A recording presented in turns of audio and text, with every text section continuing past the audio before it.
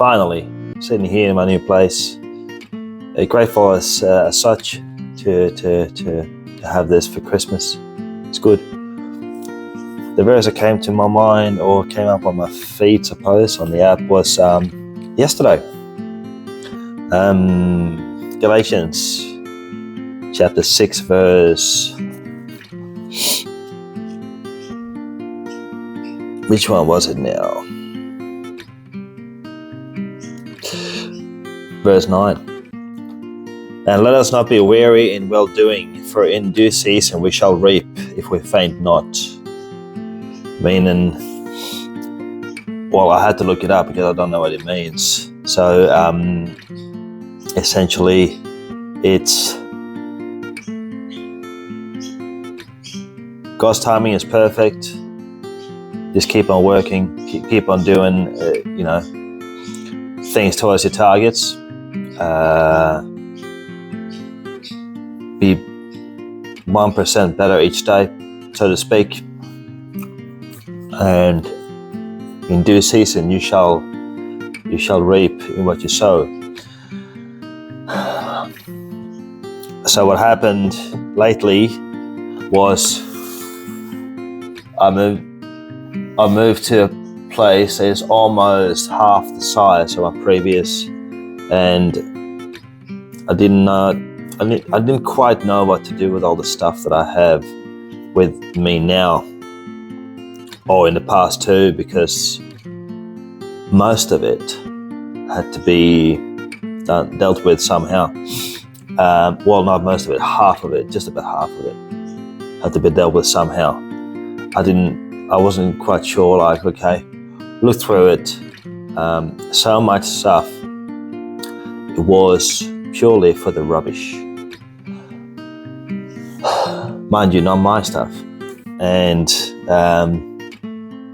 this is life experiences, right? To help others maybe who deal with the same thing, that I want to help sort of make decisions based on what I've gone through. It can help you guys, others, and pure rubbish, like so much pure rubbish that I found that, I can't get a hold of her at the moment, so just chuck it in the bin, put it in the bin. And I did that for several weeks. This was last year.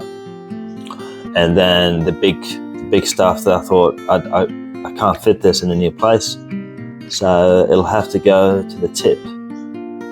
So I did. I put a lot of furniture stuff to the tip. Again, because I couldn't call them. Come to the new place. It was a long day.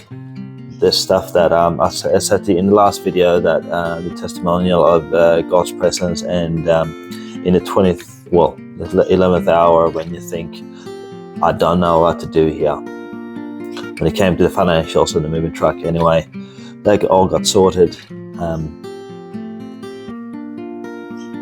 And after a lot of hard work, that hot day, and then rain too, everything got moved in. Clogged up, and I texted my little boy and his mother. I wrote, for your information, I have moved to a new place. Here's the address, blah blah, and that's it, kind of thing. Also, Hunter, for your information, I didn't say the name now. For your information, your grandfather will be here on the 1st of January. Great, excellent. I believe that's next Thursday, I wrote. And get the phone call, and the only thing they ask is, where's our stuff?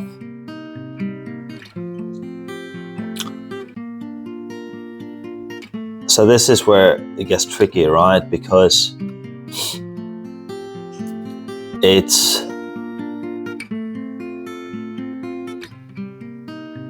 it's sad how when it comes to manipulation between parents and their children is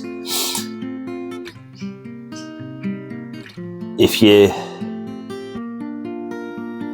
your own feelings matter more than the kids, it's not a good thing to be. It's not a good situation to be in. I did the best to answer accordingly. So I said, most of your stuff, son, is with me. All of your stuff, son, is with me, and most of your mother's stuff is here too. Most of your mother's. And he figured that I'd thrown some away, so he got very upset. And he called me on Christmas Eve, which is where I celebrate Christmas in the Swedish culture. I celebrate Christmas 24th on the eve, and he called and he goes, I don't really want to talk because I'm not too happy, Dad, at the moment. And I said, there's nothing for you to worry about, man. It's not fair for you to worry about it. And he goes, yeah, I still don't want to talk. But come on, And he goes, no, bye. And that was it. It was Christmas. And then I haven't heard anything from them since. So it's great. What I did was Christmas Eve, drove there and dropped a box of presents and cards to both them and his brothers and their dad. Great. I thought I did the right thing by them, and nothing back, not even a phone call. So it's great. People have their values, and you do your best you can. Yet you end up sometimes being the bad guy. What can you do about it? So just keep being your best self. Keep being your best self. Keep improving every day. Lean on to God. Do the good deeds that you think is best for yourself and for your family. And keep going, because that's all you ever known to do. Excellent.